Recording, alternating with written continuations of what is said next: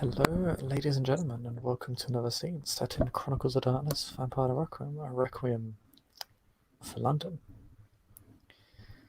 Tonight, we set the scene once more within the Elysium of Royal Albert Hall, set within a Carthian domain. A controversial pick of the Keeper of the Circle of the Crone. And while certain members of the Order have had meetings with their sires and superiors, and members of the Invictus have cavorted with harpies and political figures, made a show, and the Crone have their little secret meeting at the roof of the hall.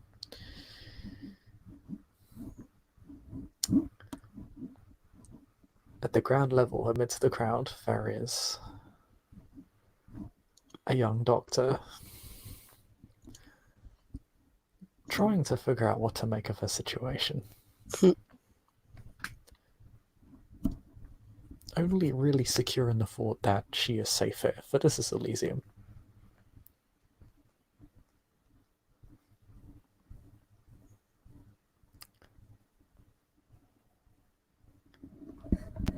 What is Isabella doing? So kindred of all sorts here. So she's probably come in more of kind of a like, I should go out there and whatever happens kind of a deal, because she's like, I should talk to the Ordo. So she's pretty much just gonna go there at first and just probably get a drink and find a corner. Just kind of stake out the room, watch people for a while, see who she recognizes, who she doesn't. Is anyone acting strange? Is there anything different? Or anything that seems different?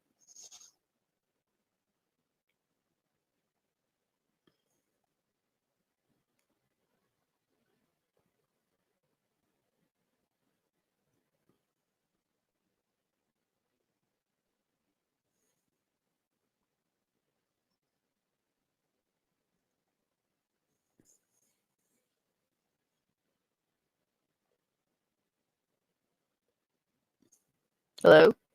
You're muted. Sorry about that.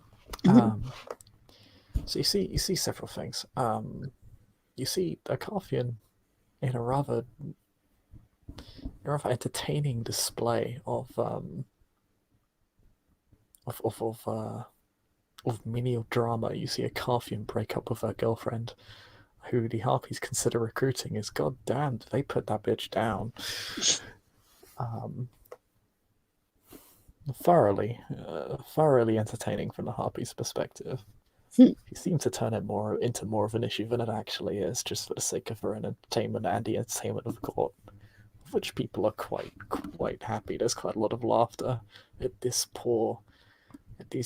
expense of these two poor kindred.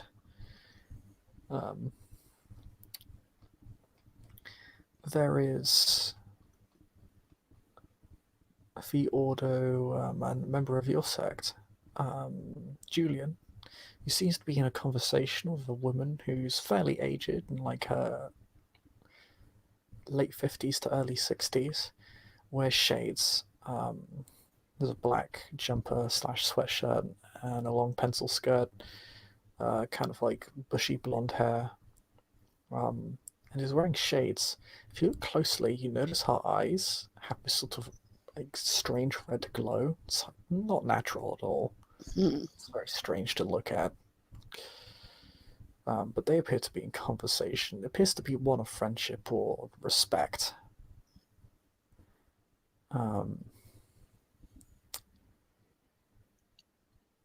You see the keeper walk up the stairwell and eventually disappear with a younger looking kindred in a cocktail dress.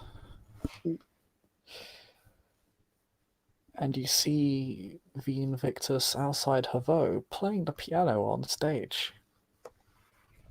He's a very good player. He seems to attract a fair crowd of a fair crowd of kindred who applaud him. Hmm. The harpies also seem to have taken a liking to him.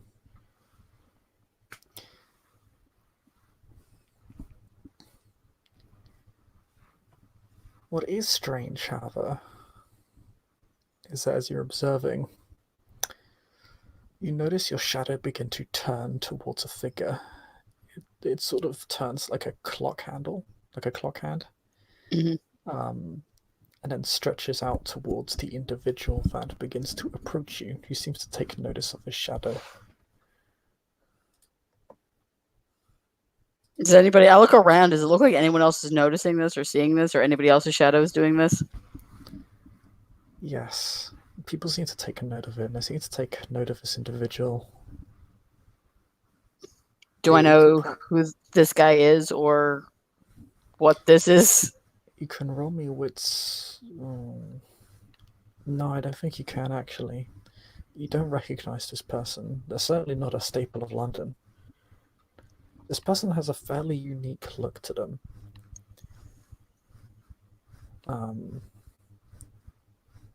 They definitely got the sort of silver fox appearance going on. Mm-hmm.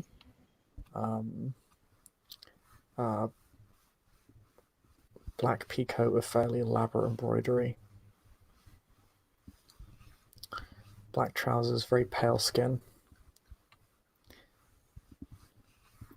And he begins to approach you.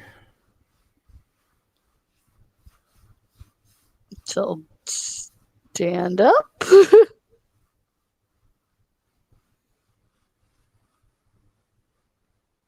Hello?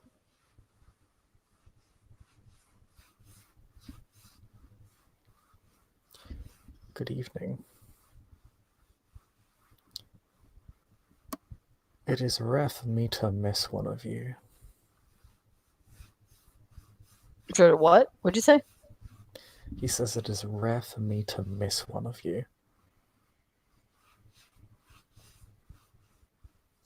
Gonna kind of take a step back. You move back, and your shadow kind of stretches to accommodate for the distance. He doesn't really seem to acknowledge it anymore. He seemed to take note of it and then just start heading towards you, as if it was like something noteworthy but fairly minor.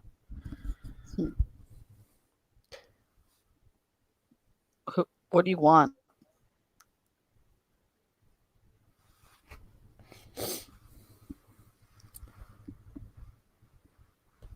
You are aware of the birds of Dear Sun, are you not?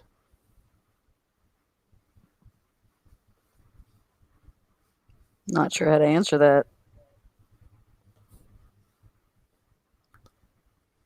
Well, I suppose it depends. You could be honest, or you could lie to me. Either way, I know what the truth is.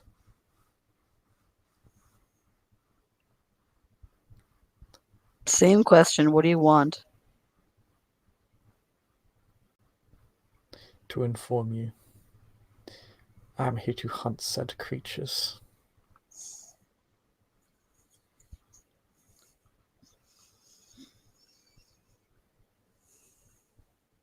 Had any luck? I've only just arrived. At the behest of several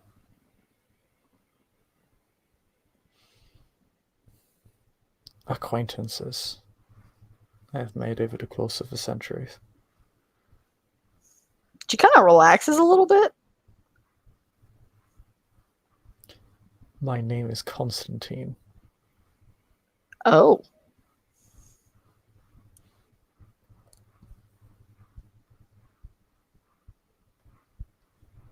Good. I say hunt, we are still prey. We should talk somewhere more private. I believe my presence causes enough of a stir as it is, and not everyone is deserving of knowing. That's fair. I've already identified those who are at risk of compromising themselves before them. Well, I think there's some private rooms around here. There is.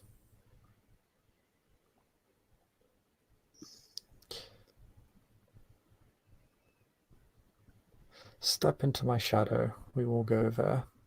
That's terrifying. Oh, there's enough things out there trying to kill me. If this is it, whatever. She'll kind of walk into it. Isabella is just fucking done. Just kill me is now, fucking okay? over it. Just like at least this will be quick, right? Like, if I run, I'll just die tired. Whatever.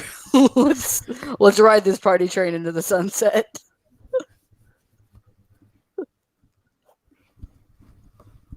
So, I'd rather take the stairway to hell rather than being yeeted there. I mean, this looks kind of like an elevator, so.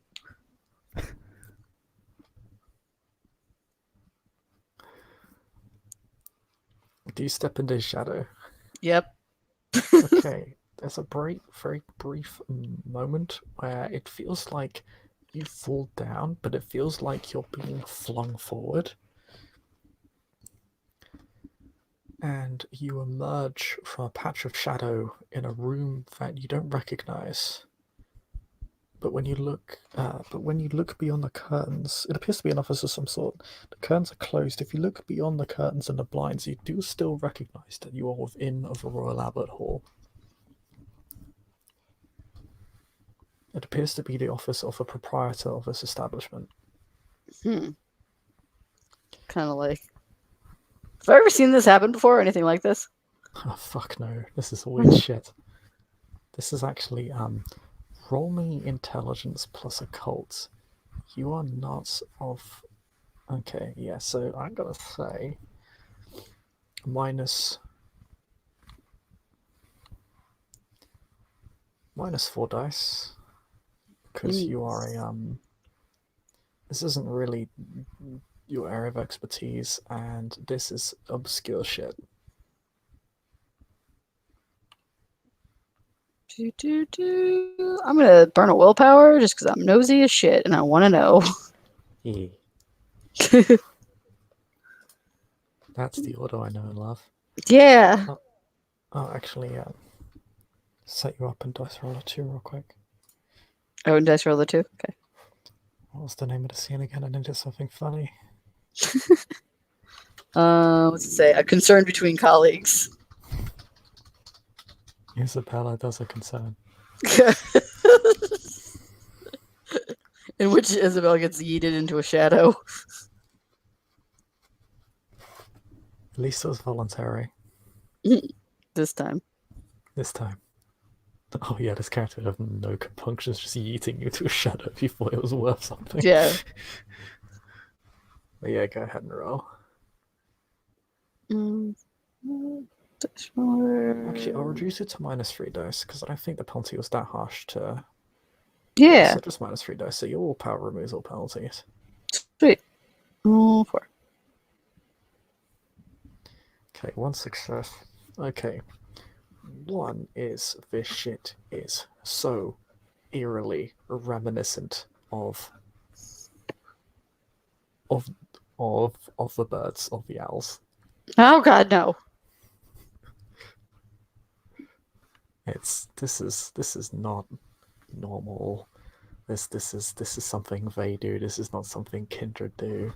This is fucking wrong in every way. It's literally the opposite of what should be possible.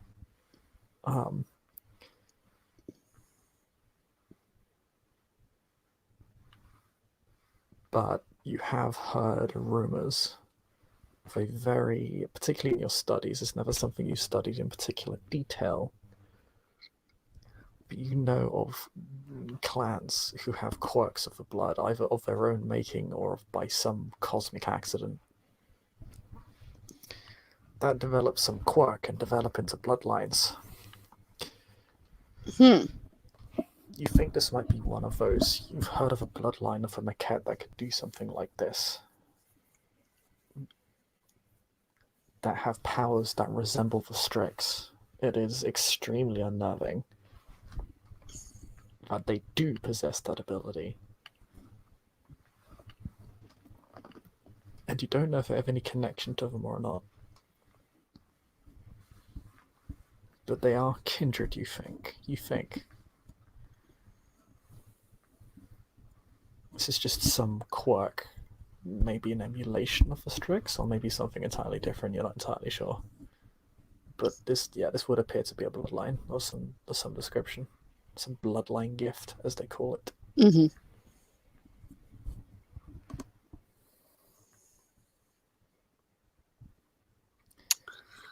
Okay, well, that was terrifying.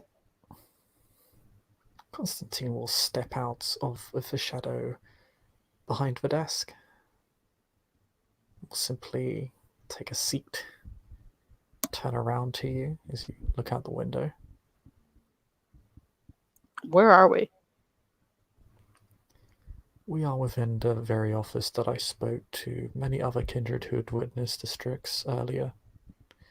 We're just saying these words now? I do not fear them in the same way that this domain does. I have seen them, I have killed them. I have also fled from them when appropriate. What are they, exactly? I could not answer that question. It is something I have studied for many centuries, and I do not have the answer. They are not creatures prone to reveal their secrets, and are difficult to interrogate. Even those that one can interrogate have a certain resistance to our techniques. The gifts of the blood are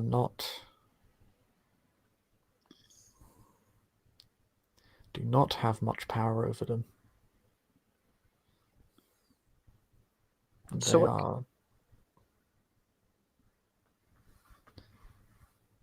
They have evolved some sort of resistance to us, or maybe they always had it.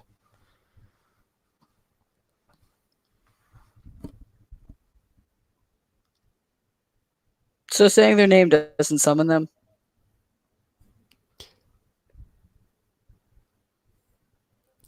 No. A common superstition, but no. Well, now I just feel silly. Why?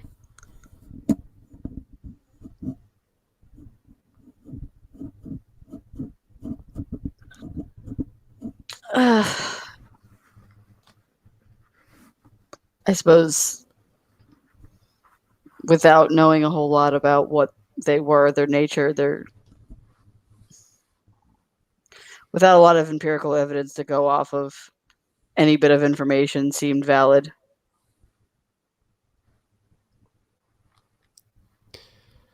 That is understandable, and not the incorrect response to what they are.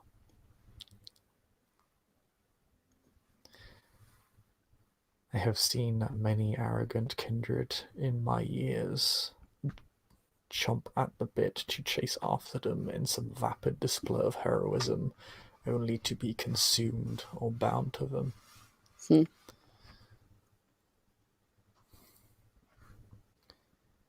The city is right to fear them. It is wrong to pretend that they do not exist, as so many kindred here seem to do.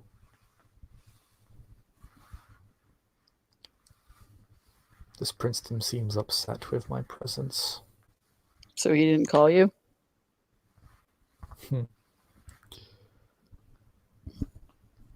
This prince, he wishes he had that authority, that power. But no.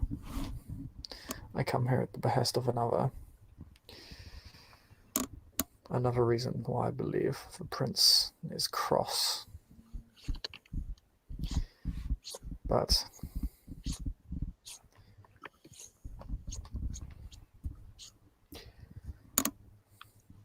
you are Isabella of the Order to call, yes? Yes. I am of the Circle of the Crone. Ah. I suppose you could say this is something of a sacred duty. But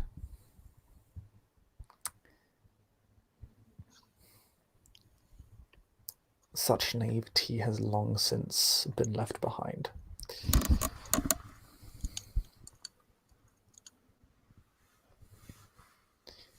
I wish to give you a gift of sorts. Those who have witnessed the owls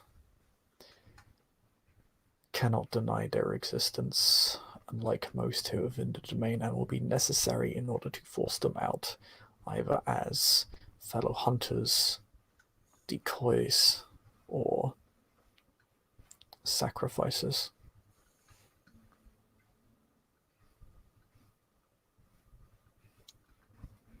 So what do we have to do?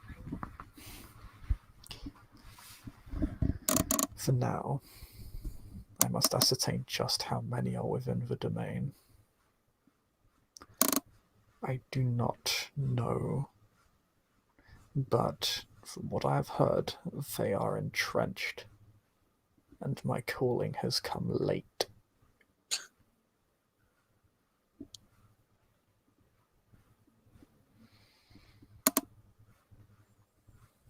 Do you have any idea what they would be doing here?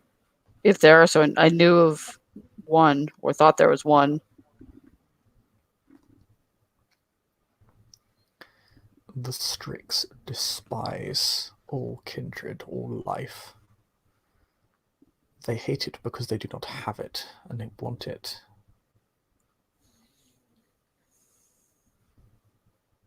But they also cannot understand it even when they possess it. So the only thing they can do when they garner life is to end it. They see kindred as pale copies of themselves and seek to enlighten them as to their version of truth. They consider themselves the true apex predators, the true lords of the night, as it were.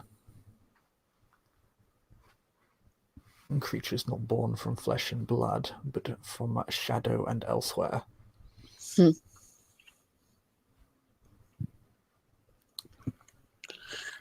Elsewhere is a fascinating concept.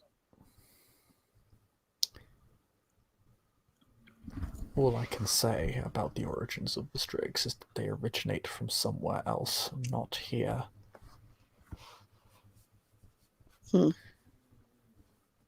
But they do bear some sort of connection to us, that much is undeniable.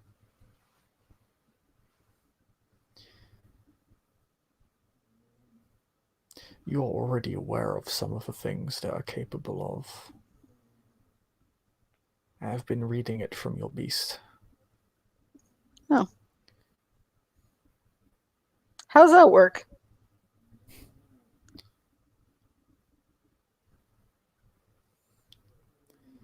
It is a common gift among my clan and my bloodline. You would do well to learn it.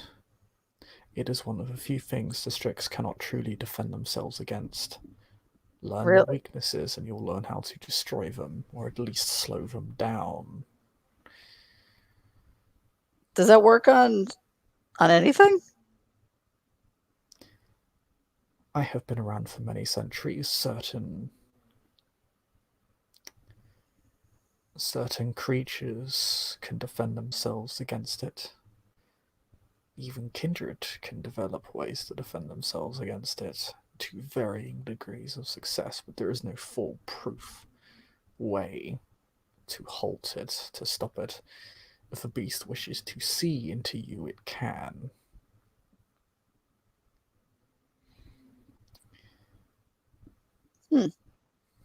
Fascinating. You would do well to learn. It is a valued gift among your covenant, so I hear. Sounds like it would be.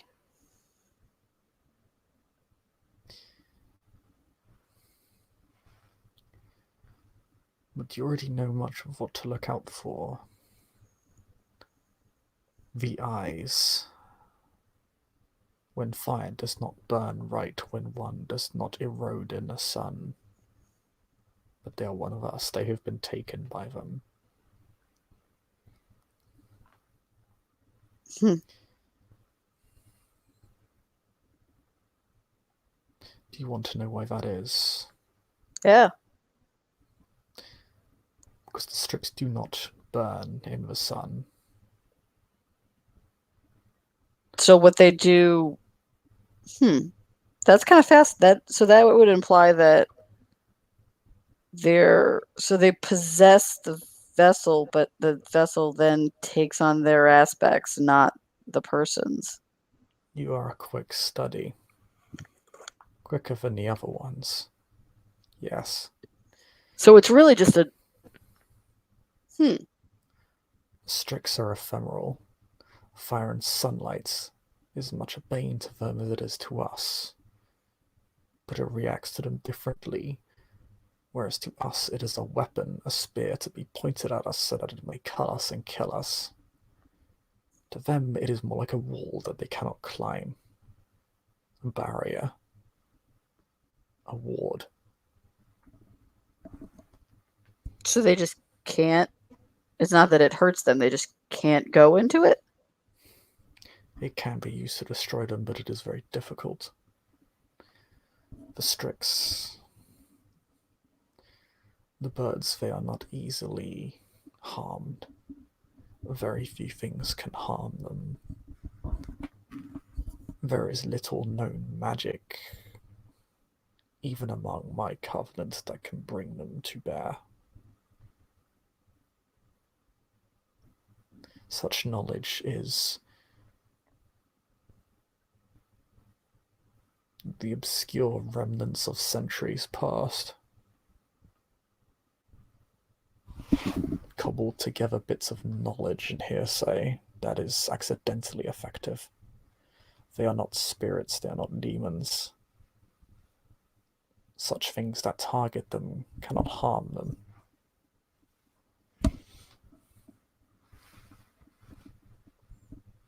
So if they're hit with the sunlight, sorry, just to clarify that. So if they're in sunlight, it what exactly does it do to them if it doesn't hurt them? Imagine a ray of sunlight, like a hand that pushes them back until they are out of the way. So it just repels them. Huh. Yes.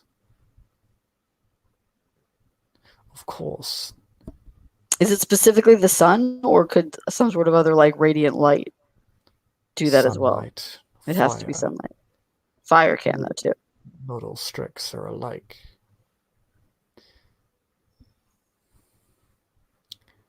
But they all share that same common equivalence. They are barred by fire and sunlight. Even we aren't barred in such an overwhelming way.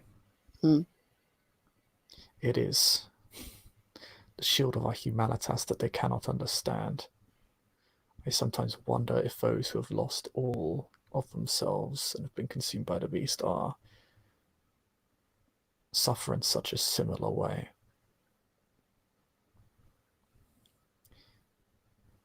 But one could, in theory, if the Strix had nowhere else to go, it could be crushed under the light of the sun or a sphere of fire. If it tried to leave a burning host, it would die with them.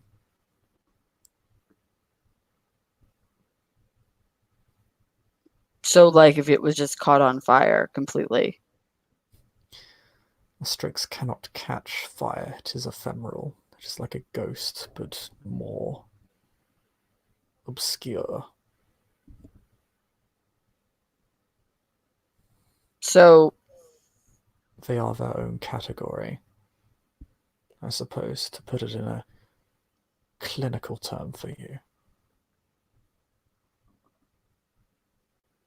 it's got to be something. All Strix suffer in different ways. The oldest suffer many banes as a cost for the power they accrue over the centuries and millennia. Many are far older than any of us would dream of being.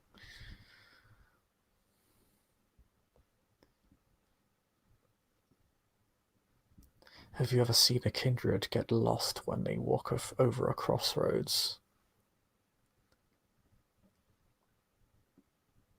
Have you ever seen one that must count the coins when you scatter them before them? Hmm.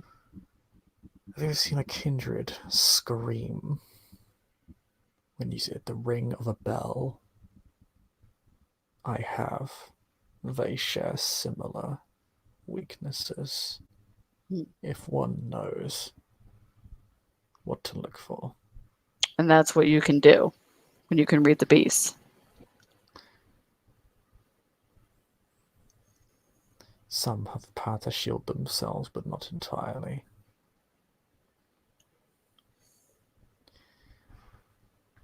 But yes, I know the questions to ask my beast. And as such, the beast can tell me what I wish to know.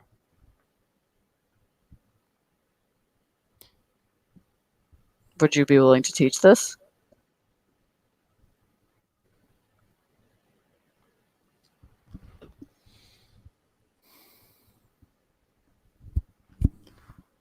I would. You have shown by far and away the most promise out of all the neonates I have thus conversed with.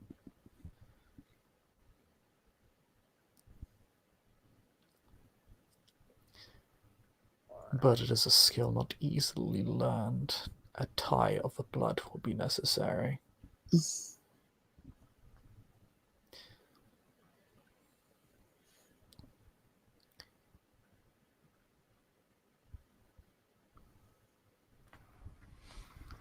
It is the one skill I will be able to teach you. That is of my blood. The rest you may learn freely on your lonesome. The other, and as he says that, he gestures, and your shadow sort of raises up from the floor. It's still a 2D object, but it stands as if it were a person. This cannot be taught to you. Honestly, that's kind of freaking me out. I'm okay with it. It is a powerful tool for combating not just those of the Strix, but all ephemeral beings.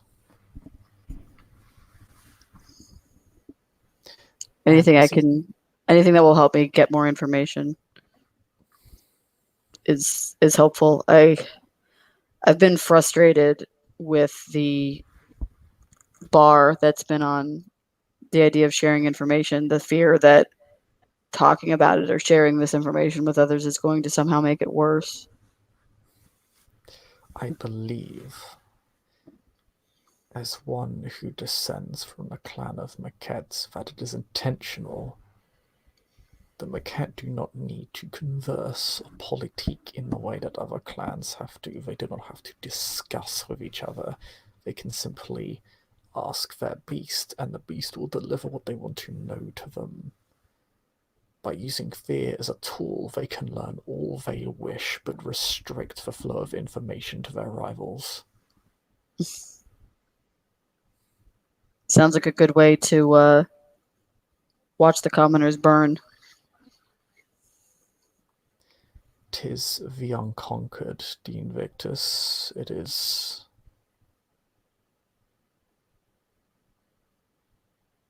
not uncommon. It has been this way for centuries. So they're getting all the information they can, so they have it, and then they're going to throw away the key to leave the rest and leave the rest of us to it. You will be their necessary sacrifice to banish the threat from their domain. You are only safe here because I know they cannot spy upon me or you while I am here. There are a few things that I cannot see.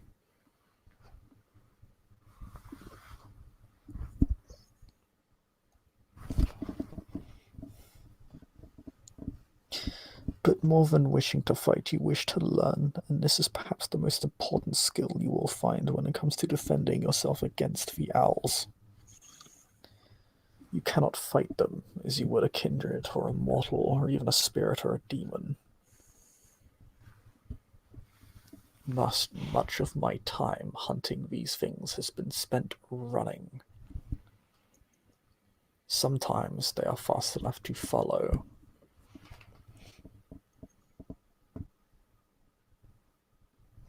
What you must understand about the owls is that they are everything that we wish not to be. They are the opposite of us. They are connected to us. But everything we can do, they can do to a greater extent. It seems like almost a shadow or the shadow cast by the beast. That is not an inappropriate metaphor. I have often considered whether or not they are the beast incarnate.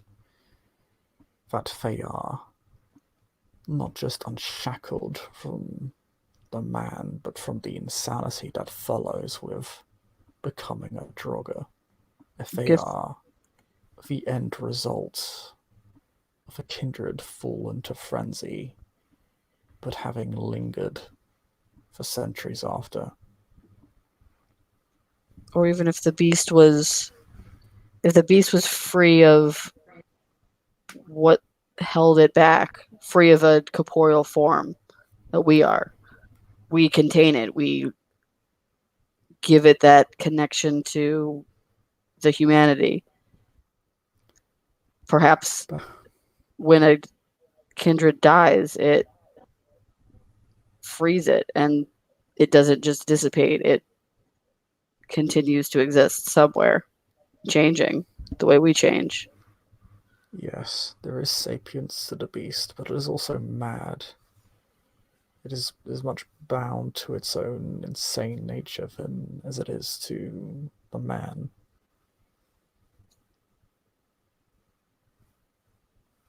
But this is conjecture, and it will not help you. You're right. We need empirical evidence. Empirical and mystical. Seems to be the cross section I find myself at. Your covenant is known to dabble in both. Whatever advances your goals of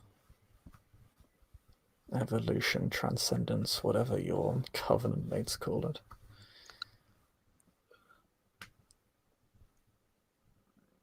Our bloodline largely clings to the crone, but we are found everywhere.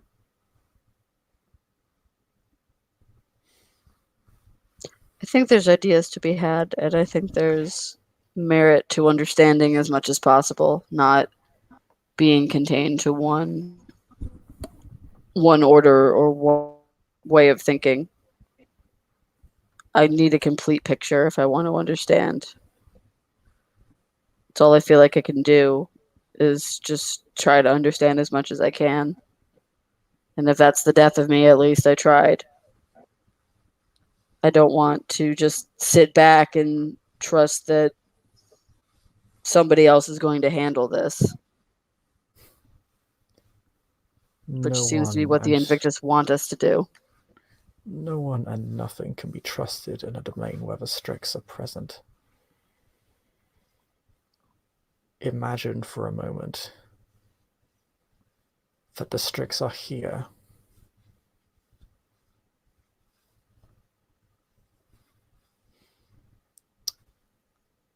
Now stop imagining, because they are.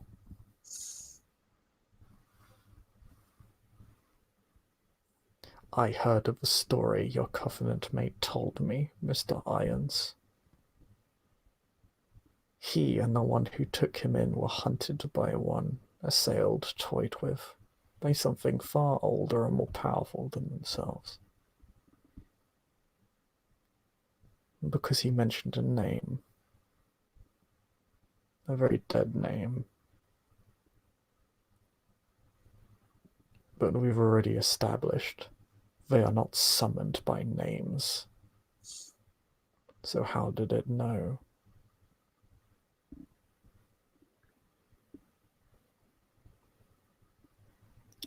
It was already there.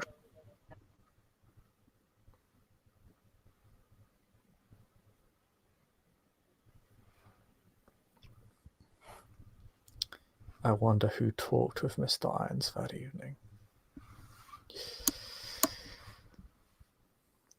He'll walk around you and he places his hand against your shadow and it begins to twist. It actually just completely detaches from you. I was already standing up, I suppose. But it like sort of like twists into a sort of like portal-like thing.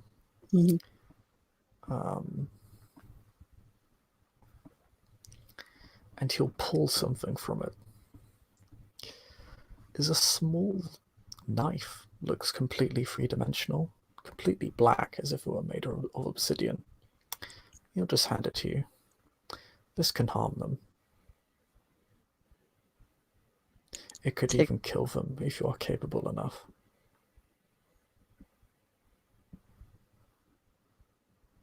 We'll take it. It does not have a reliable means of destruction, just like us, the tricks of ways of evading an unfavorable engagement. And many of them will think that they can destroy you even with that weapon. Will they know that I have it? It seems like surprise would be the best way to go about it. So long as you hide it on your person, they likely won't know to ask the question if they're capable of doing so. However, once they know you have it, they will likely attempt to remove it from you, or simply take over one of their victims to serve as the necessary sacrifice or a means of shielding themselves. He just kind of gestures to the blade, is far more powerful against the spiritual than it is against the material. A body will shield them, not completely, but they will not be as afraid if they still feel such things. Thank you. A sign of goodwill. I have given this to 2. You are the second. It is a guarantee that you will not be the one that may need to serve as the sacrifice. Don't have to be the fastest, just have to be faster than the slowest, right? Yes. I will not hesitate. If one of you is to be taken, if one of you must be taken, if one of you must burn in order to ensure their deaths, I will do that. It is the most reliable way to destroy them. To those without my gifts, it is usually the only way to destroy them.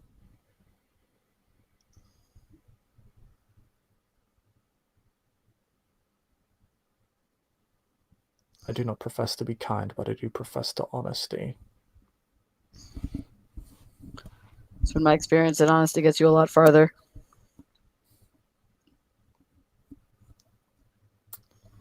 Something the city could learn from. I have no doubt I'll be engaging with a Princeton or his sheriff in some pseudo-lethal duel to guarantee my existence here. I am as politically inconvenient to him as I am materially.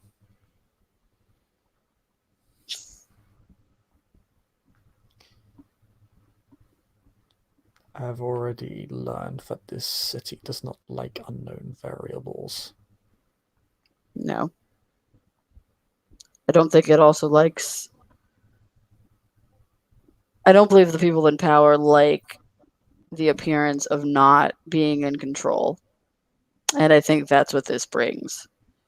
It brings an element of chaos that they're not prepared to deal with, and they're also not prepared for the repercussions of others figuring that out. That, I think, is why they want to keep everything a secret. Politically, I am an external solution to their problem, which makes them appear weak, particularly when it will become known that I was not that I did not come of my own accord, nor was the Princeton the one that summoned me to this place. London is large, and I'll need your eyes.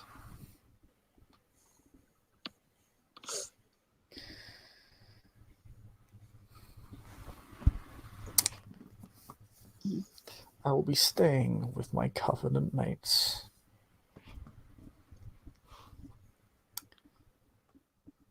If you wish to learn more of the Strix without endangering yourself, without the gifts that my clan and blood possess, there are those among my sect who know they would have you pay a very different price than one of self-endangerment. They could tell you things. I'm already in enough trouble with my own covenant.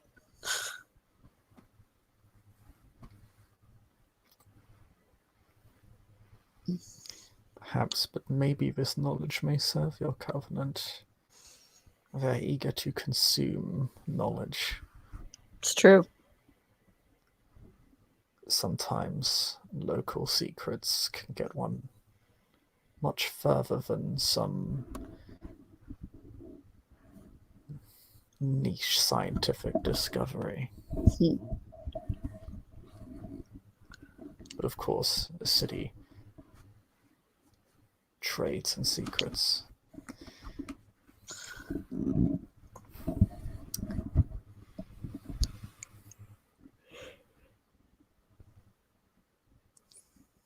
I am sure you could manage to trade the secrets of my sect with those of your own without the ruling establishment noticing. Likely.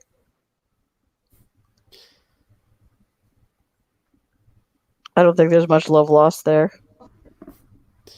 As an outsider, this city is not as secure nor as powerful as it likes to appear. If it were true, I doubt you would have a presence here.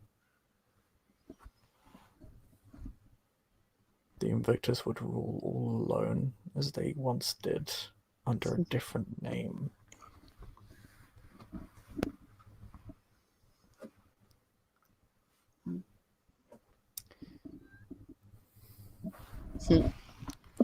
But I am still willing to learn from you. If you're willing to teach me.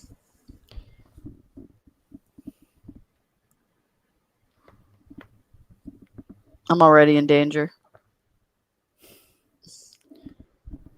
Yes, you are, but not yet from them. I don't believe they know of you yet. Really?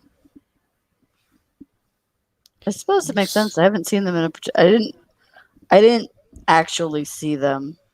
You saw them through the blood. Yes. That they cannot perceive, but when you begin to interfere in their affairs, they will know, regardless of whether or not they see you. You will leave.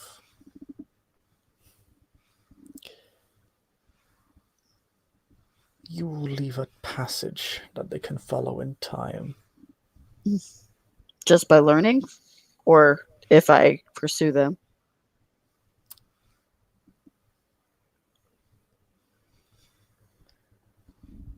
They gather in large parliaments. From time to time. And whenever they do, catastrophe follows. But sometimes they just watch.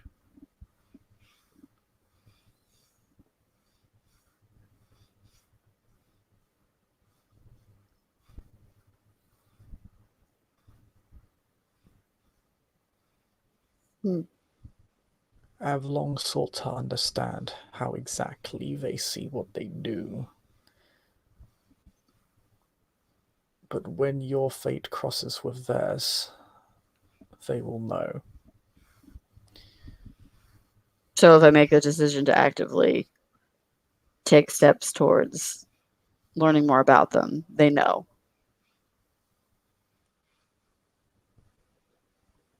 It is difficult for me to say whether you are intertwined with them enough, yet so that they may begin putting the pieces together. I do not believe so, but my presence will act as a catalyst, I believe.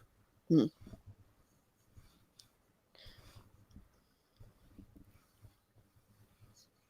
How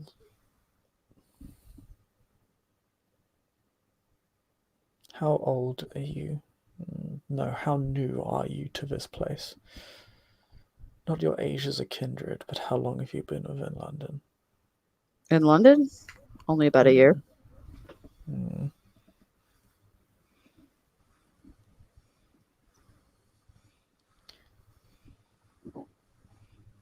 Then you may not know. I came here a few decades ago to hunt down one of these things. It was a lone straggler I had chased from the mainland. Hmm. Still dangerous. Took with it many lives. But things used to be different.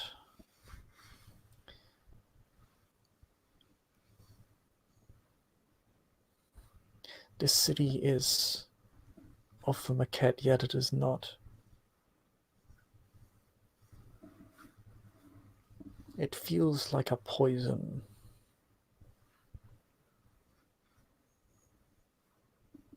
I'm unused to seeing my clan so fervently seek to destroy the marketplace of ideas. That might seem a bit unusual to you, given that we are kindred.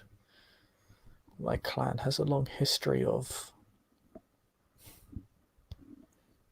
well, trading in secrets and knowledge. We are a very learned clan.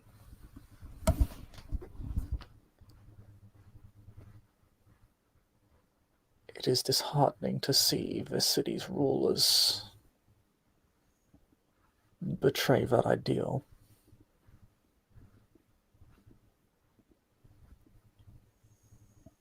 Although I suppose that is only to the outsiders, as opposed to the inner circle. It's got to be working for somebody, or they wouldn't do it. I think everybody just. I do not know much of this Princeton. I've not been here in many decades. The old prince was a failure, but he did make it easier for us to maneuver.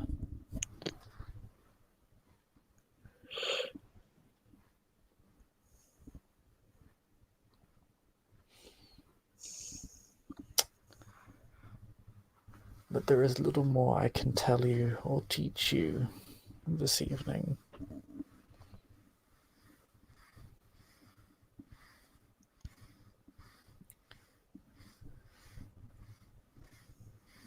Take your weapon. Use it to defend yourself and buy yourself time.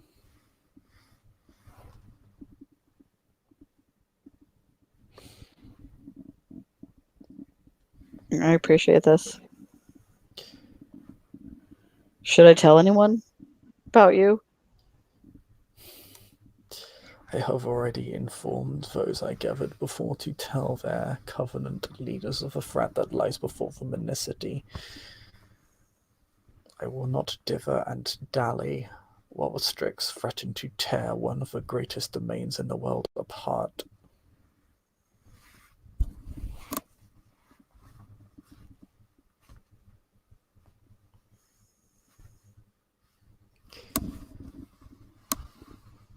Well, I would give you my card, but I feel like you already know where to find me. Yes, but you must find me within the domain of the crone. All right. I will be contactable through Magladine. She runs the art and occult shop inside Hackney.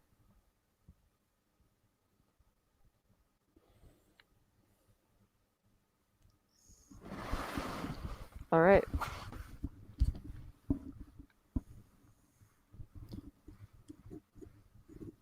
I will tell her that you are a potential student.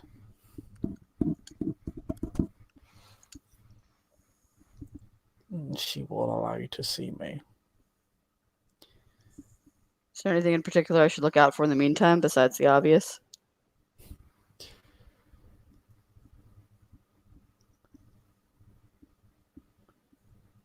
It is difficult to determine a Strix from a regular kindred. They are social chameleons.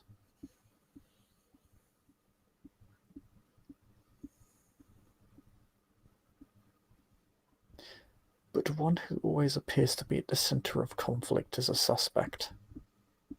I know a few of those. I have already encountered several. Those who I have spoken with are innocent for the moment. Strix will build their cupboard of bodies and hosts. Do you know of the Revenants? I know of revenants. Do you know what they're doing with them? You'll raise an eyebrow. Oh. The vision I saw, the one that I saw, they are creating revenants, purposely creating them. It was not creating chowder.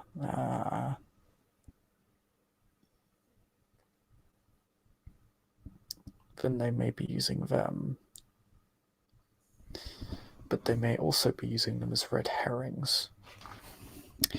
Revenants possess a certain spiritual vacancy. They are not complete kindred.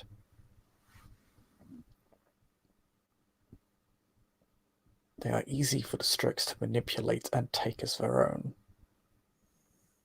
And being what they are ignorant. And they create problems within a city. They create chaos because they don't know how to control their hunger and they don't know how to control themselves or the power that they have or the beast, what beast they have. Yes, the revenants are always hungry.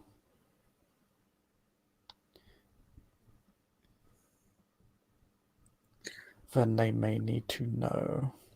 I have heard through rumor that this city has outlawed them, that they are persona non grata, to be destroyed on sight. Am I correct? More or less.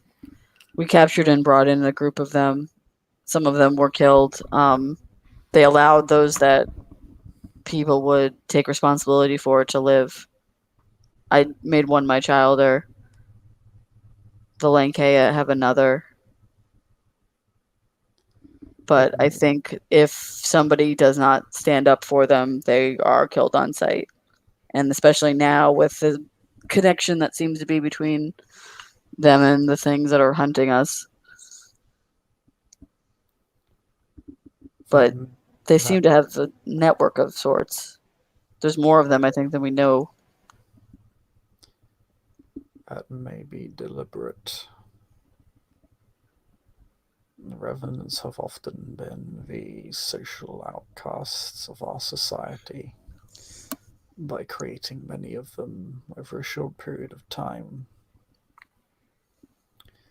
one creates a very large, resentful underclass. It would not take much to push either side into a conflict of the other that would be costly, and allow the Strix to do as they will, using the war as a cover. We've already got a war between the Lankai and the Carthians brewing. That's interesting. Children. Huh.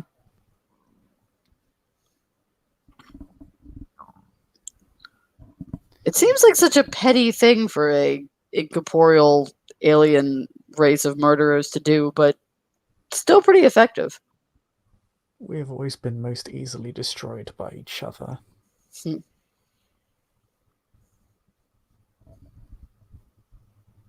Just nudge the beast. Hmm. Much like how we influence humanity, they influence us. Hmm. In It's all just about as inertia. malign ways. It's all about inertia. Things want to do what they're already doing. Yes.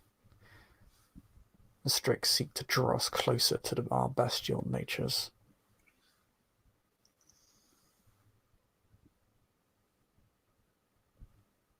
But each Strix is different. Do not think of them as monolithic. They are beings with separate agendas.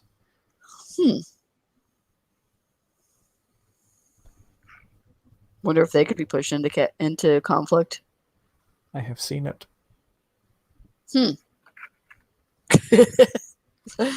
Maybe inertia works both ways. It has only made them more dangerous. Worth thought, though.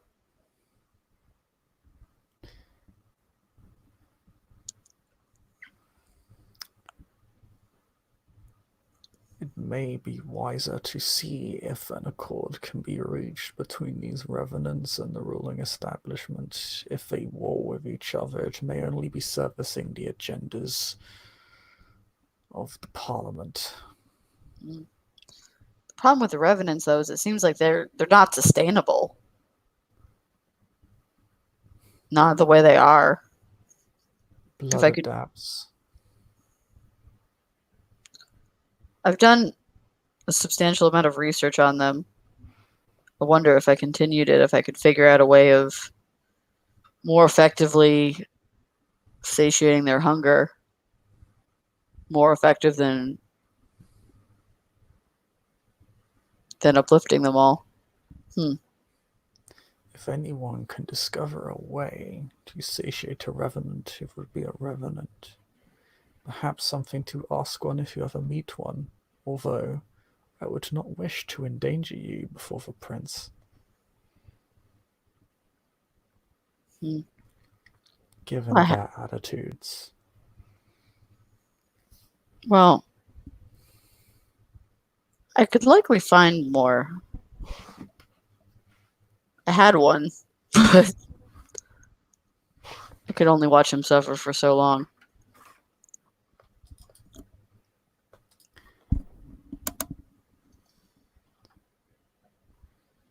I have always perceived it that which is most noble is the sacrifice of the self. This includes one's own humanity. It is the irony that to act morally within our condition is to act selfishly to retain our sense of self. To sacrifice it for a cause or another is far more altruistic and therefore good. Seems like our nature doesn't want us to be good anymore. I suppose that depends on whether you consider your beast your nature. I consider it a part of myself, but only that, a piece to what has always been a very intricate being.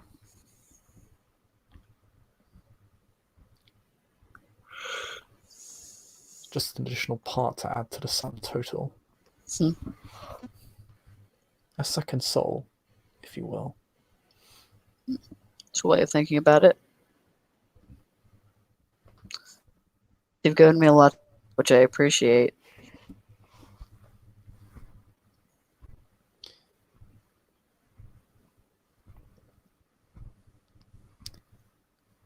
It is the one kindness I will provide you.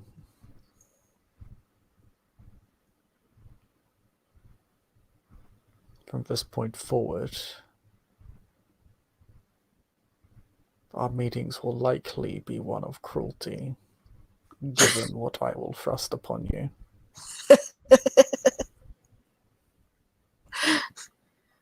Is there another way to teach? True.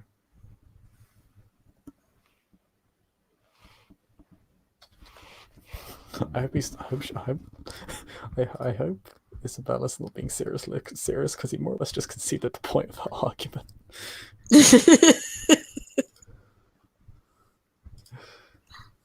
Oh, guess I'm gonna be terrible now. Womp womp. Well, that was more a reference to how I'm sure all the Ordo lessons went. Pretty much. Yeah. Just horrible.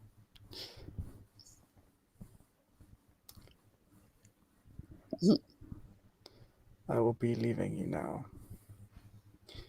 Can I get a ride back?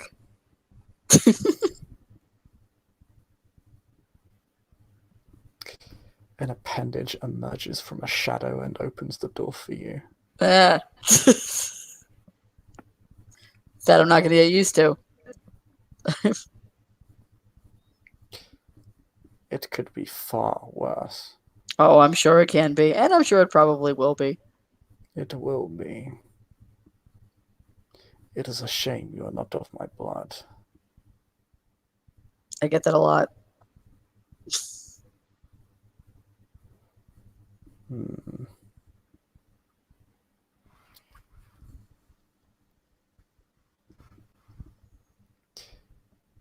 Many blessings upon you. You'll need them. Thanks. And with that, he will dissolve into shadow and then sink into one, becoming one with it. Cool. More nightmares.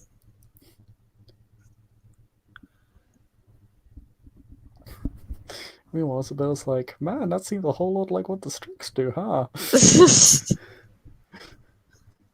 Cool. I really hope I just didn't take a dagger to kill Strix, my Strix.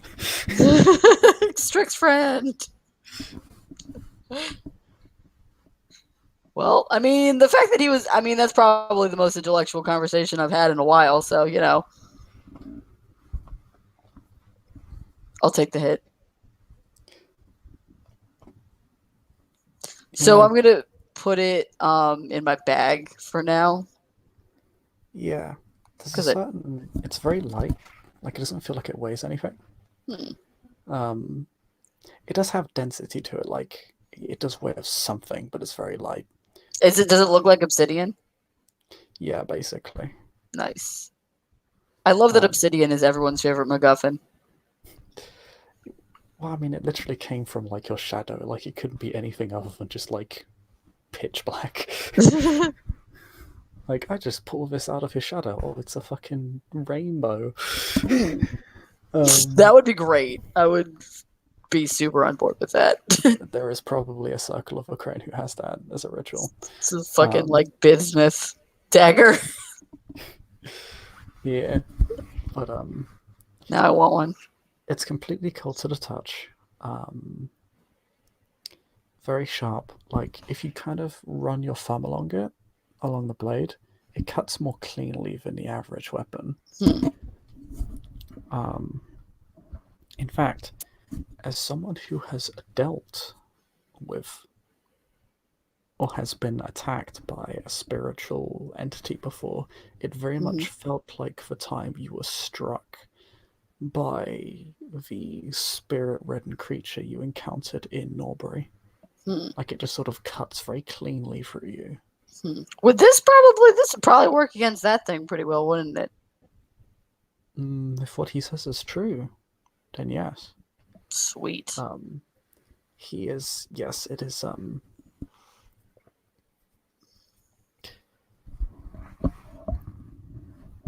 yeah, it has that same sort of feel to it, like the cut of something ephemeral that can ignore the state of your condition to an extent.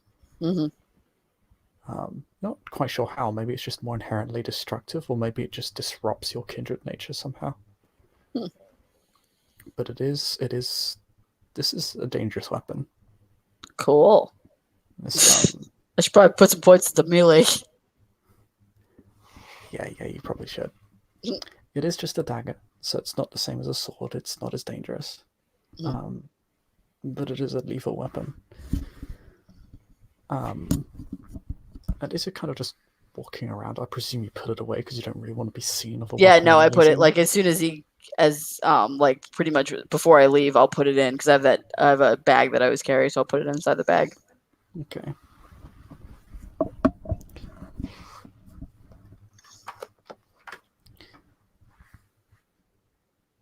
As you leave, you begin to make your way back towards the Elysium. You're several floors up.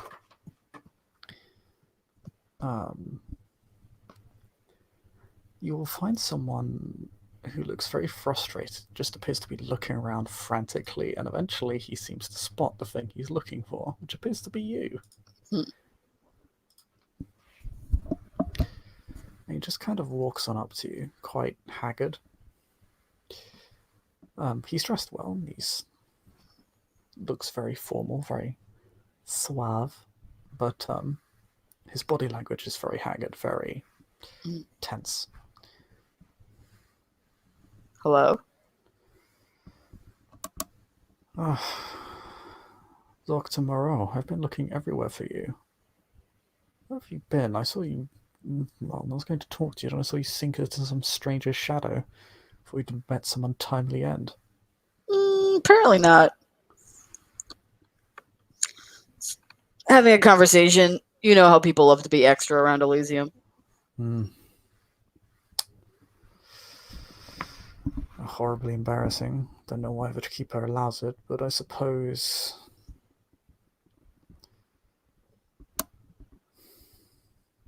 it is not my concern. However, if you don't mind me saying, I had been meaning to talk to you. Yeah. You do recognize this man. He's the one who told you your sire was in town and that your grandsire had been destroyed. Oh, right. Arend van der Molen, which isn't really the proper rhythm one should use to pronounce that. Whatever. Arend van der Molen. There we go. No, I can't get it wrong because it's so slow. It doesn't matter. But anyway, he does speak with that beautiful Dutch accent. Because yeah. Nice.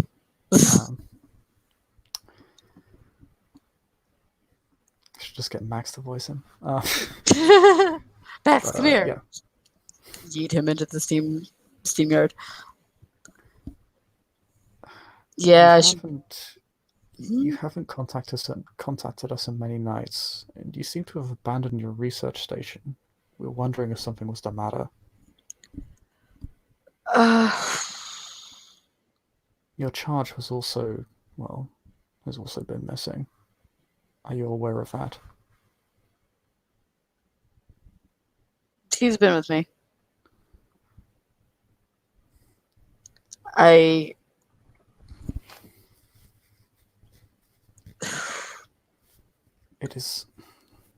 rarely press my authority as one of the mysteries, but this is important. I wasn't. She seems like she's trying to decide what to say. I'm sorry for the way that I left. You do not need to apologize. We are just, on behalf of the order that I represent, we are just looking to ascertain what is going on, that you are safe, that you are well, that you are still, that you have not been manipulated or tampered or otherwise mistreated in any way. No, nothing like that.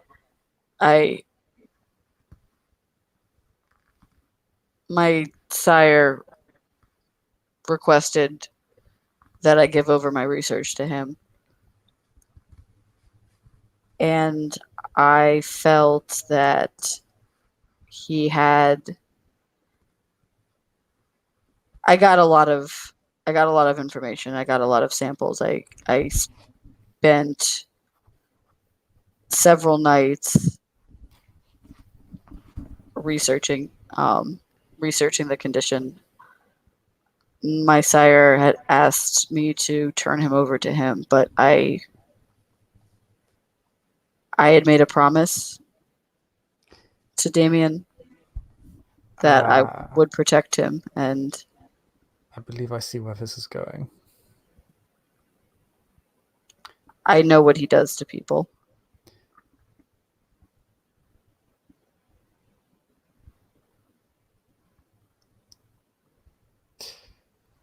I'm aware that your sire is a very well-regarded member of our covenant, and needless to say, I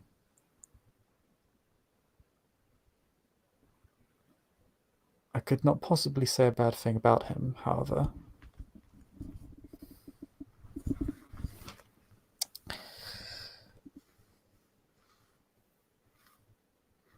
This is good to know. I can see why this complicates your situation. I thought that I would no longer be welcome among the Ordo after leaving the way I did. Given what I've heard about you, that seems remarkably self-conscious. It's not all that remarkable.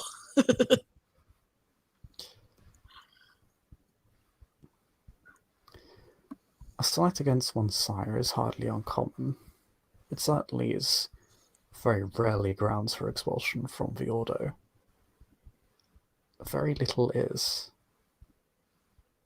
as the actions of your sire have demonstrated.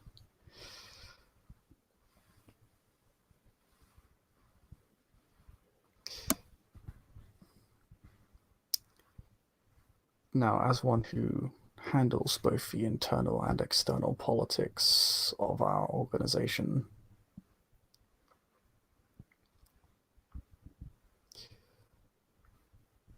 perhaps it would be possible for us to arrange a separate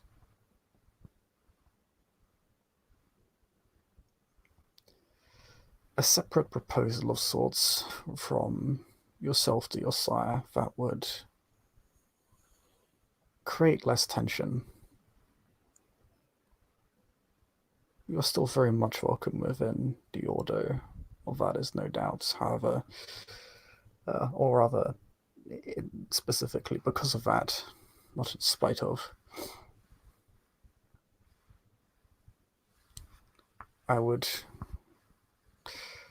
we would like to ensure as little tension and interference as possible, particularly if that is what you prefer. Yes, I've got a lead on some more research actually in regards to the revenants and potentially other remnants that could be used. Well, needless to say, the Ordo does generally require oneself to share their research. Yes, and at the very least, the results of which. Actually, she would have brought all the research. She just got notes. Yeah, she'll pull out a copy of pretty much all the research that I'd written down. I'd made a bunch of copies of it, so I'll hand that to him because she would have come here expecting to find one of the Ordo. Binders full of revenants. Binder? Well, then actually not the revenants, just all the information that she got with the research she had done on Damien before she embraced him. I just like to imagine it's an oversized binder. Yep, it's definitely in a binder. It's color-coded. There are tabs.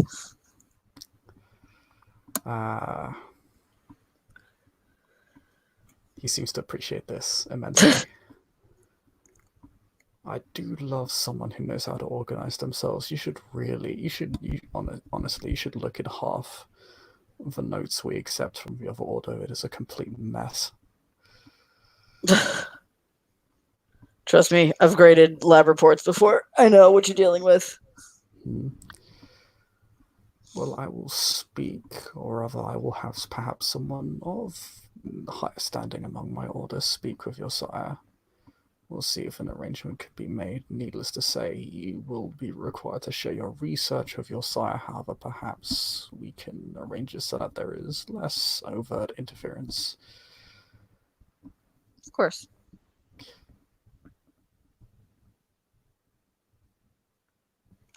Your sire is regarded most highly, and needless to say, he has a following as a result. I'm aware. But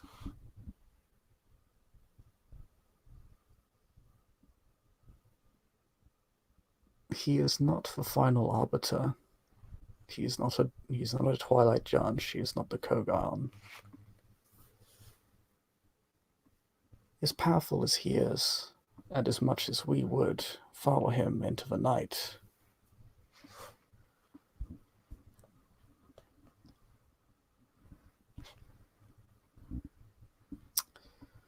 it is Mukai who has the final call on such matters.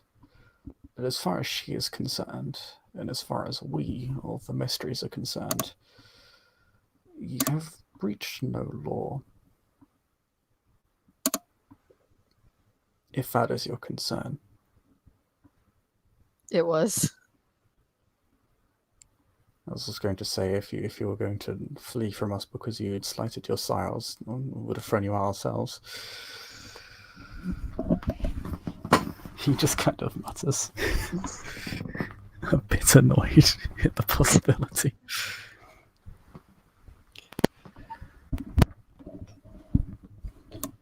Good to know, however, it was a matter of legalese and not fear that drove your decision making. I'm also glad to report that you are mistaken.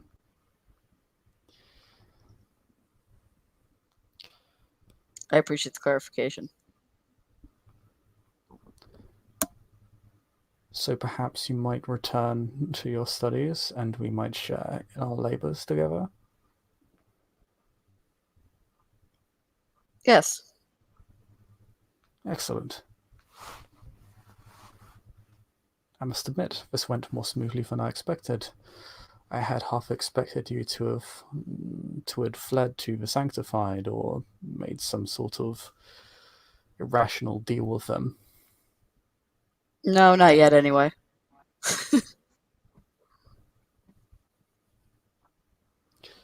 Well, that is good to hear. Not that we have any.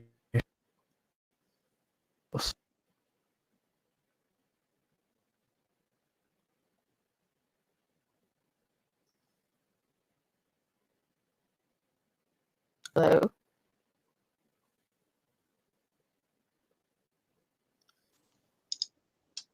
I got muted there for a second.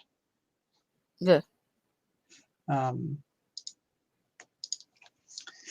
No, he was just saying, well, he has no issue with your associations with the Sanctified. He does note that cross-covenant cooperation within the city is something that is difficult to maintain and frowned upon. We do not frown upon it, although the ruling establishment seems to take issue with those that do. It seems strange, though. Don't you think? You would think that we would be stronger if we were better able to work together. He smiles. He looks to one side. You're in a large corridor. There appears to be no one here. Duty and Victus want us working together.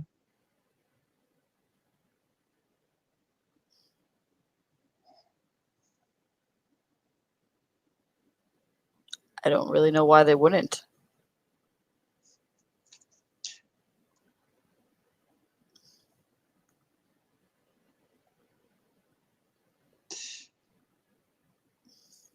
If I were them, I'd wish to ensure that their rivals are as divided as possible. Divided in politics and beliefs and domain. would be a shame if we started working together, then wouldn't it? Yes.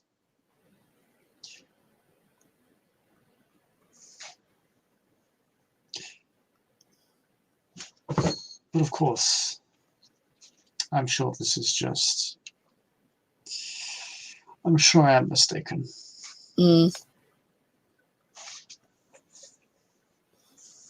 Obviously, there's no place for the Sanctified and the Ordo or the Crone to work together. That would be silly, right?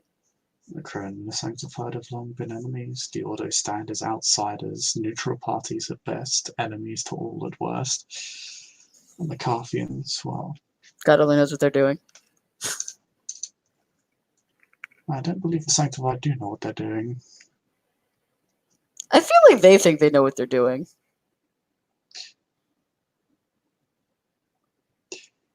Sire, the Sanctified think they know a lot of things. Some things they do see. I have seen it. Prophecies made that have come to pass. Just as many that have fallen into disrepute because of chicanery and foolhardiness.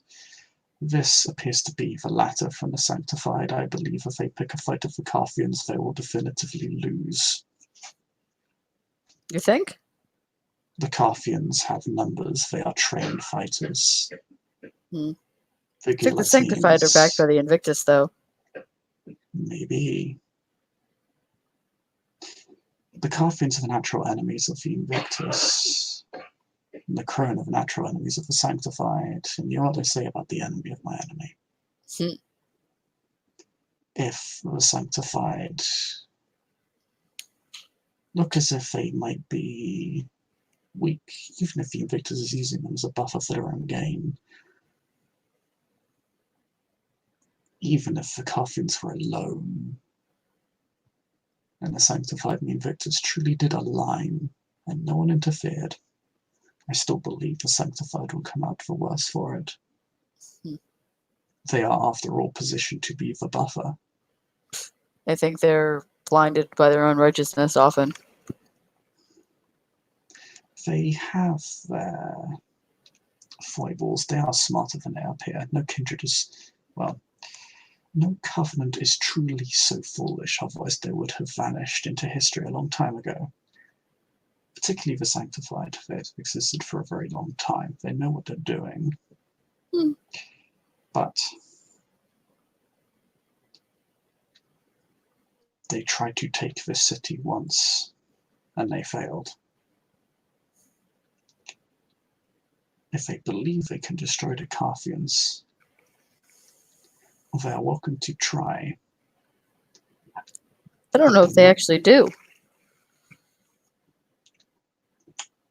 The whole thing seems silly, honestly. As one who goes out of the way to keep themselves informed, there are many among the Sanctified, particularly the more self-righteous, as you call them, who are quite confident. But the Sanctified are also not monolithic. They suffer divisions of their own.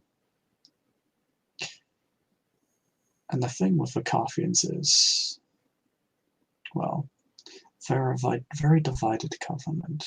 After all, they're a political entity. They base themselves on politics. And politics is nothing if not an amazing, incredible, dare I say, bludgeon to beat somebody over the head with. Especially when it's each other. But they're also underdogs. And nothing brings people together like seeing an underdog. Everybody loves an underdog. They will set aside their differences if they feel threatened by an outside force. It is the one thing that will bring them together.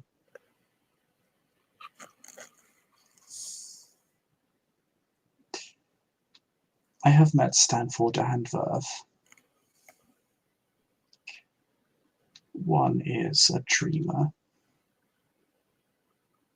and surprisingly naive for his age, although admirable in his convictions. The other is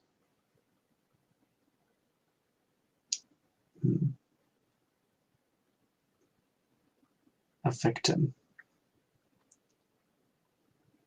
that has no intention of ever being such again, to the degree that they will burn down the whole city if that is what it takes.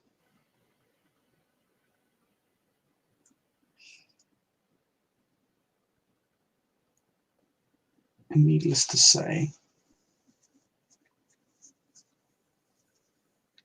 these two beings do not necessarily mesh all that well. But they do believe they have a common enemy. And if that enemy is to lash out against them, even if it is perceived as indirect, they will work as one unit. They have shown themselves capable of it in the past.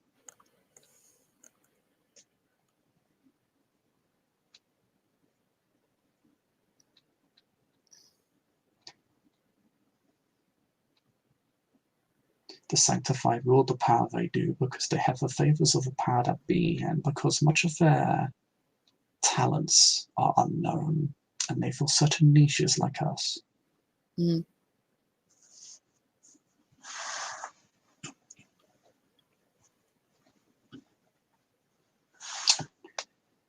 But if they choose war, they have their soldiers. But the Carthians have more.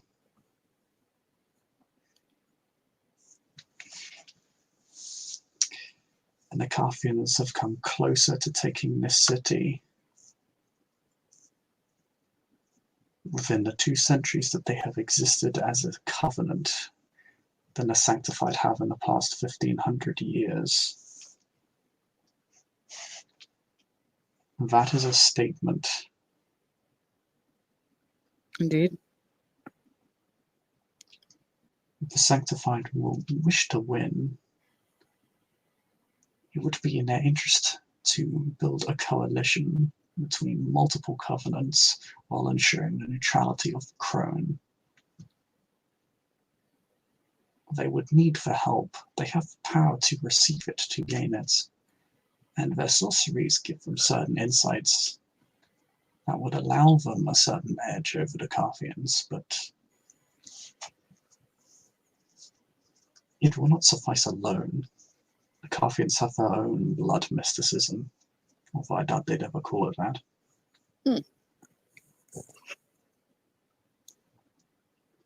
Carthians are surprisingly innovative. Seems like they would have to be. Yes, they have.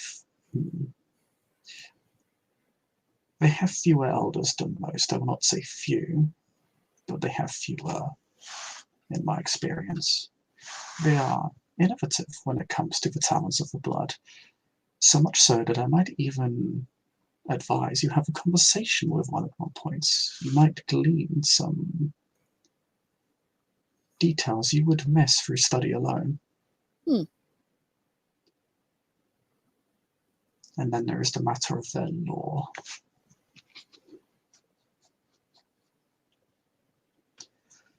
It is even stated, it was even rumoured, although I have never seen it, that they are in possession of a certain, how to say, have you ever heard of the rites of the impaled? No. You can roll for this if you want, actually. Sure. Is it a cult? Yeah, intelligence plus occult. Or intelligence plus brawl or weaponry. If it's your highest stat, whatever's your highest stat out of the 3. Actually, probably brawl. Wow. That's weird. Why? I do have more brawl. I think I do. Hold on.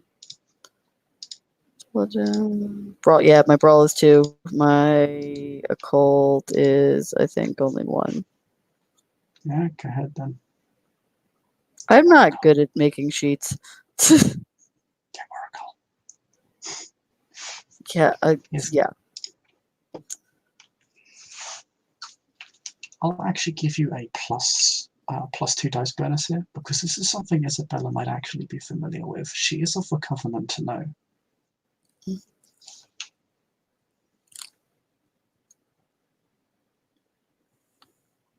And it's not exactly a secret within the Covenant, so How many extra dice you said? +2.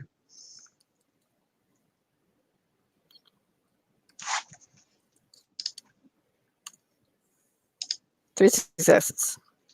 You've heard of the Rites of the Impaled. It's a specific fighting style that only the Ordo practiced. It utilizes pain to grant the fighter an edge.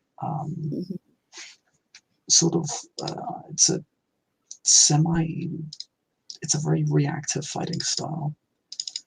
The secret of it is that the more wounded an Ordo gets, the stronger they become. It is all about effectively inverting the strengths of the opponent against them. Interesting. Okay. They push their kindred bodies to extremes in order to become stronger. And so that once they hit that, so that their body in combat can withstand and even benefit from those extremes. It's those who are masters of the style have said that it's are stated to be able to turn their opponent's own momentum against them to such a degree that that one can never actually truly how to put it, like, kill them. That whenever you strike them, they will strike back just as hard.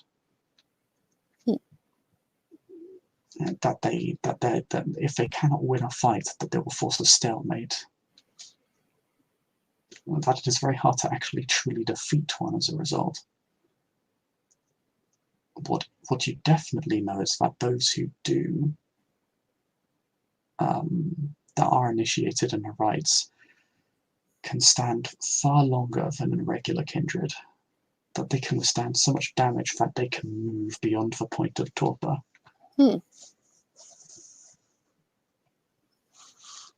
For how long, you're not sure, you've never seen it, but that is what you know, that is established fact.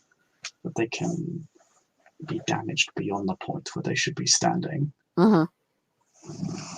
Needless to say, much of the training involves a lot of self-mutilation. Yeah. However, it is a popular method, it's not the only one. In fact, the Kogon is rumored to be a master of the art. Right. And she's a sworn of the axe, so it makes sense that she would be. Yep. So you've heard of it.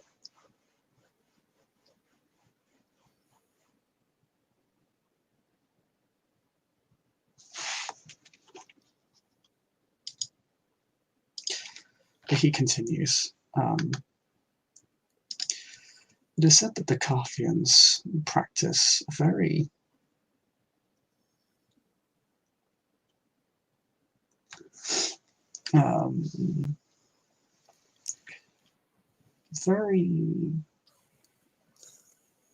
modern and blunt way of fighting that enables them to push past even the limits of those surpassed by the impaled. I mean, I have fought a couple.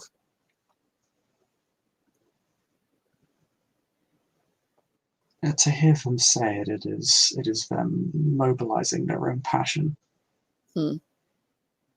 Makes sense. I suppose it pulls on, if I were to postulate, it would pull upon the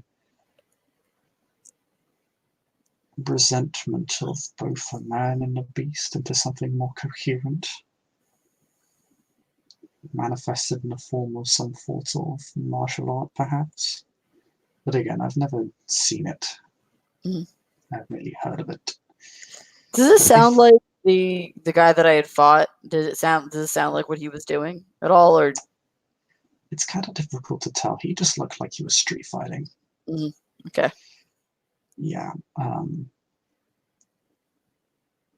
No, he fell a bit too quickly. You think if what your colleague is saying is true, if what Arend is saying is true, to be honest, he may have killed you.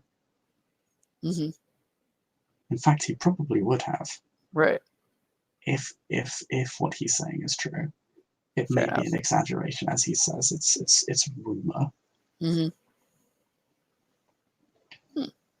Needless to say, if the Kaffians are in possession of such knowledge over violence, that they have mastered such an art, then I would be quite concerned for the future of the Sanctified.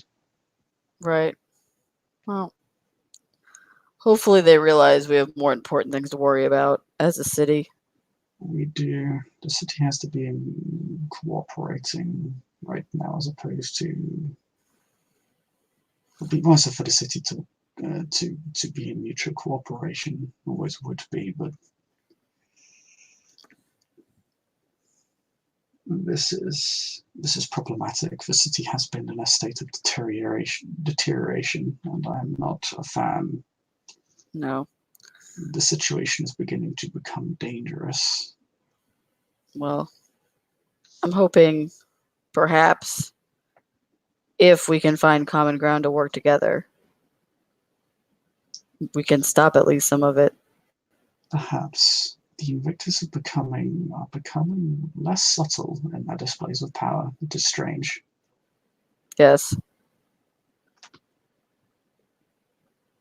It is odd Hmm. for a Maquette-run city to engage in sort of displays of power so suddenly. So this is relatively new, these things that they've been doing? I've been in the city for several decades before the war.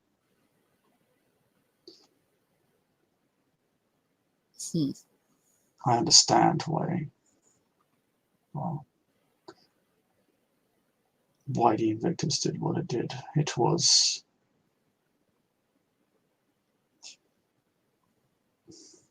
he stops.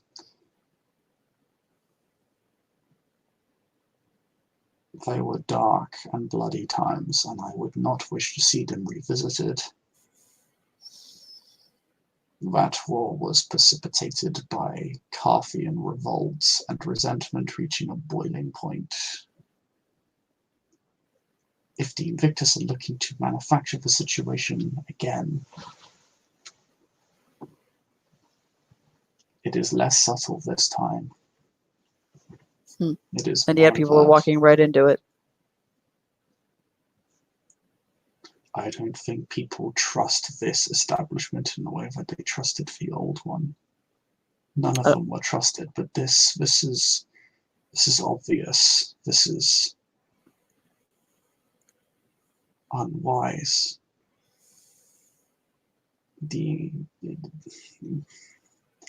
It appears that the unconquered are looking to see what they can get away with. That is a very dangerous thing to do. The city has been stable for almost 2 decades now. No one is keen to go back into war. I think some people probably are. There's always somebody.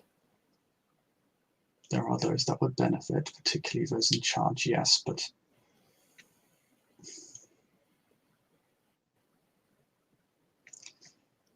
battle lines are being drawn, and the Calfians have a much more capable leader now. They're not foolish. Mm. The guillotines are no longer in charge.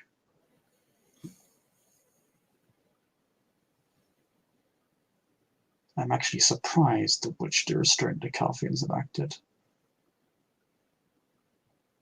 It would be interesting to be a fly on the wall for those conversations, for their debates and their votes. I can only imagine the situation is becoming quite tense.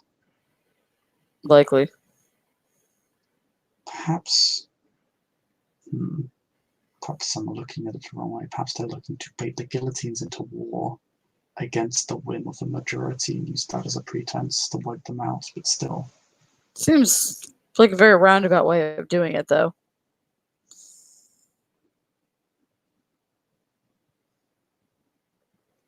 Well, I don't know.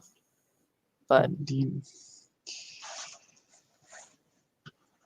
the Invictus cannot break the treaty openly, or they cannot be seen to be doing such. It would be politically untenable. The Invictus stake their entire existence on keeping their word. If they were to break it,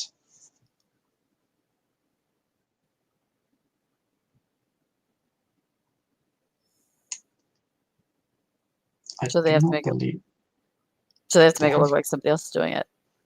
Perhaps. I cannot say. This is above my pay grade. I can only speculate. You get paid more than I do, so we should leave it at that. I don't know if this is the time for that rabbit hole. Yes, it is. Well, as you say, it is the perpetual headache that I am very much employed to deal with on a regular basis. But I am glad to see that you are doing relatively well, given your current state. I appreciate you reaching out. May I ask as to what the conversation with that stranger was about? Not here. When I Fair come enough. when I come back, we will talk. I'll talk to the rest about it. What do you mean by the rest? Well, not the rest, but in a place that's slightly more secure. Ah, of course. Then yes, within the college then. Very well. Well, again, I'm glad to see you are doing well. I will work so that an arrangement between yourself and your side can be made. Hopefully, the sharing of your research will suffice. I'm sure you'll find some creative means to make your life more interesting.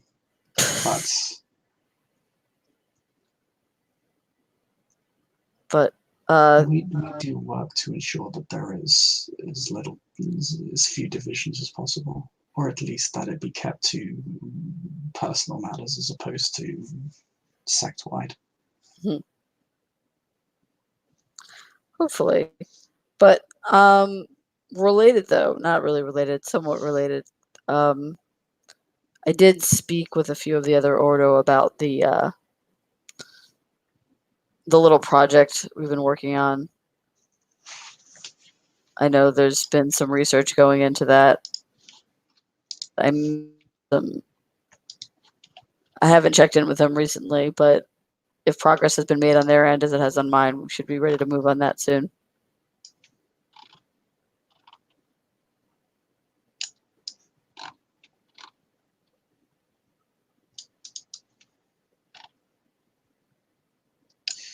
Good. Well, then I will leave that in your hands. It isn't an area that it is not really an area for the mysteries to keep themselves particularly invested in. Although I do hear Lady Thistle has been keeping an eye on the area for us. You may know of her. She is the sire of Mr. Goodman. I've heard of her.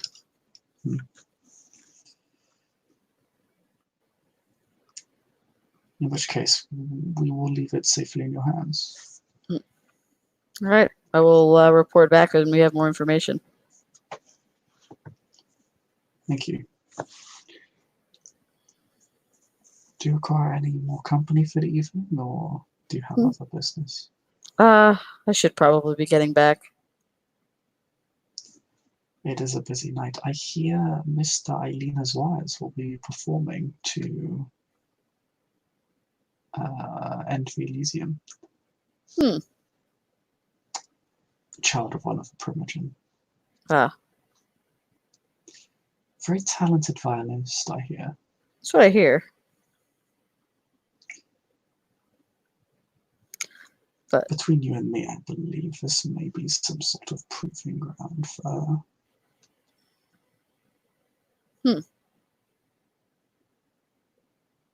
Not my area of expertise.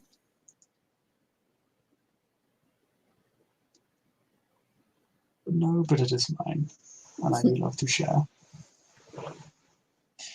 If at any point you wish to speak with me personally, you can find me at Newington University. All right. I believe you know where to find me.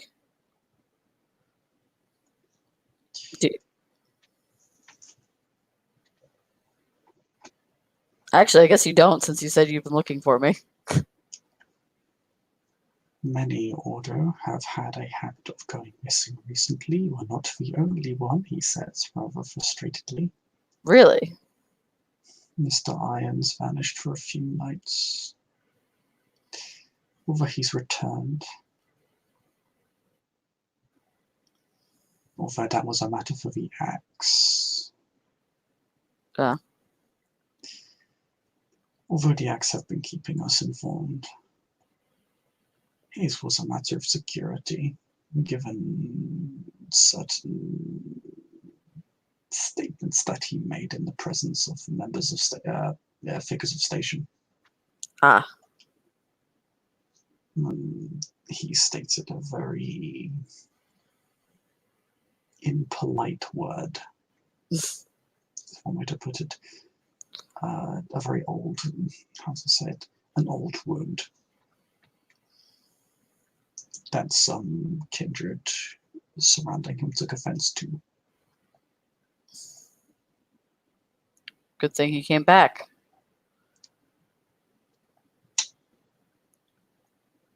It seems that there's a lot of fear of words these days.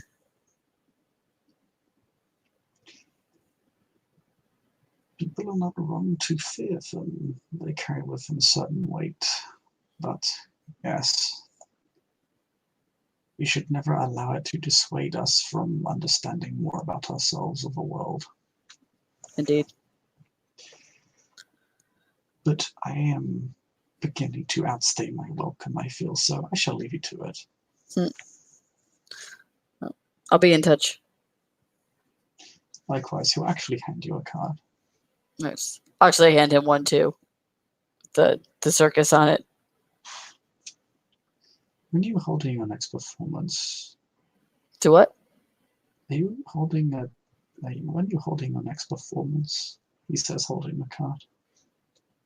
I've heard nothing from the circus in many months. I was worried they may be shutting down. No, they're still there.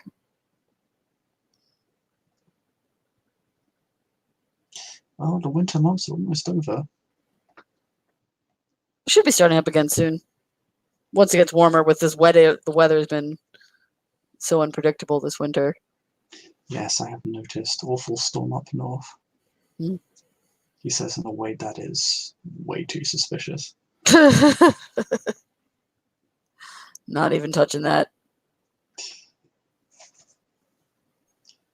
In any case, I hope to see you again soon. You as well. Evening. And you'll be left on your own again. All right.